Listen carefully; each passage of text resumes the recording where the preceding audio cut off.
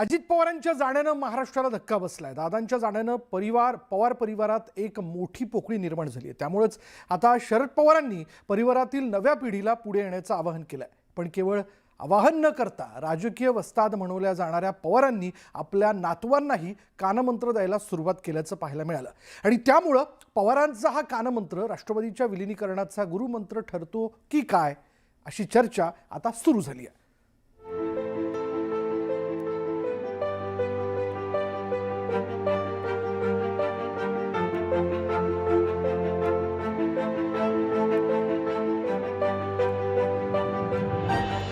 बारामतीमधील दिवंगत अजित पवारांच्या सहयोग सोसायटीमधील निवासस्थानातील हे दृश्य जरा लक्षपूर्वक पहा।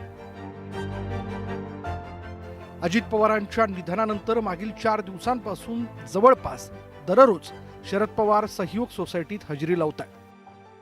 दिवंगत उपमुख्यमंत्री अजित पवार यांचा दुर्दैवी विमान अपघातात मृत्यू झाल्यानंतर संपूर्ण पवार कुटुंबीय सांत्वन भेटीसाठी बारामतीच्या सहयोग या निवासस्थानी गेल्या 4 दिवसांपासून उपस्थित आहे। शुक्रवारी सायंकाळी तर संपूर्ण पवार कुटुंबीय सहयोग सोसायटीत एकत्र आल्याचं दिसलं।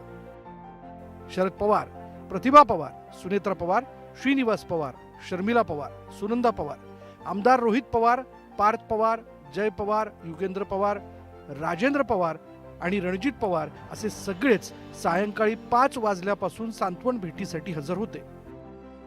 एकीकडे सांत्वनासाठी येणाऱ्यांची गर्दी सुरू असताना शरद पवार त्यांच्या 2 नातूंसोबत चर्चेत गुंतल्याचं पाहायला मिळालं।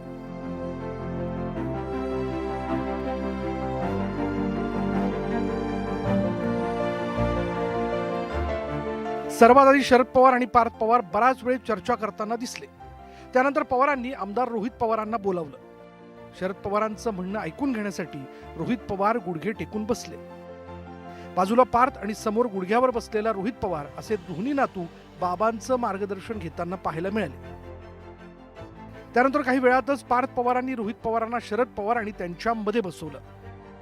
त्यामुळे 2 नातूंना शरद पवारांनी नेमका काय गुरुमंत्र दिला याची चर्चा सर्वत्र सुरू झाली।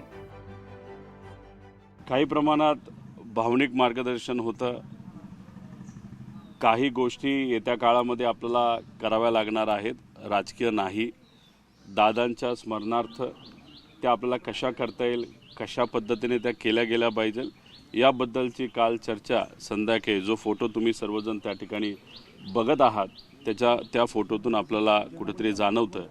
आणि नेहमी कधीही एखादी गोष्ट पवार साहेबांच्या मनामध्ये आली तर ते आम्हाला बोलून घेतात, आम्हाला सांगतात आणि आम्हाला मार्गदर्शन करतात।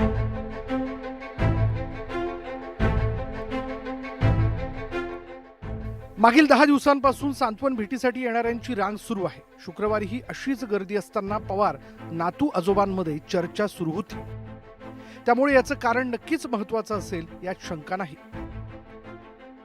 रोहित पवार स्पष्टपणे बोलले नाहीत, पण त्यांनी पुन्हा एकदा कुटुंब एकत्र राहावं ही अजित पवारांची इच्छा होती असं म्हणत परत एकदा राष्ट्रवादीच्या विलीनीकरणाचे संकेत दिले। विलीनीकरणाबद्दल काय घडलं, दादांची काय इच्छा होती हे मी 12 तारखेला मुंबईला प्रेस कॉन्फरन्सच्या माध्यमातून लोकांसमोर आणेल। आणि 12 तारीख का तर त्या दिवशी दादांची एक इच्छा होती, ती काय होती, कशी होती याबद्दल मी 12 तारखेला प्रेस कॉन्फरन्सच्या माध्यमातून विलीनीकरणाबद्दल मुंबईत नक्कीच सांगेल। अजित पवारांच्या निधनानंतर सातत्यानं शरद पवार अजित पवारांच्या कुटुंबियांसोबत दिसतात। त्यामुळेच पवार कुटुंब एकत्र आल्याचं स्पष्ट होतंय। त्यामुळेच की काय, आधी विलीनीकरणाबद्दल काहीसे नकारात्मक दिसणारे राष्ट्रवादीचे नेते देखील आता सूर बदलताना दिसतायत। उपमुख्यमंत्री सुनेत्रा पवारांनी हरकत नसल्यास एकीकरण होऊ शकतं असं म्हणत हसन मुश्रीफांनी सकारात्मकता दाखवल्याचं दिसलं।